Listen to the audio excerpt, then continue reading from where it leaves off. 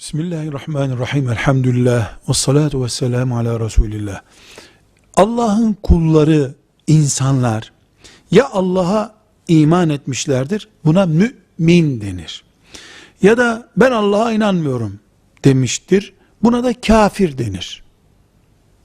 Müşrik de kafirin bir çeşididir. Bir de ortada durmakta çıkar, menfaat görenler vardır. Yeri geldiğinde Müslüman görünür, yeri geldiğinde Müslüman değildir. Çıkarı neredeyse, sosyal menfaati neredeyse o pozisyonda durur.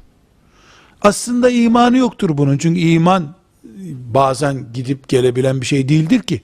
Ya mümin olur ya da kafir olur insan. Ortada vakti gelince camiye gidiyor. İnsanların görmediği zaman da hiçbir yere gitmiyor. Bu tür insanlara, yani kalbinde olmayan Müslümanlığı gözünden, dilinden bize söylemeye çalışanlara münafık denir. Aslında münafık da kafir demektir. Ama biz kimseye ben Müslümanım dediği sürece, camimize geldiği sürece kafir demeyiz, diyemeyiz. Kalplerdeki hükmü Allah verir. Beyinlerde ne dönüp dolaştığını Allah biliyor. Ama böyle bir münafıklık eylemi vardır. Münafık bu demektir. Velhamdülillahi Rabbil Alemin.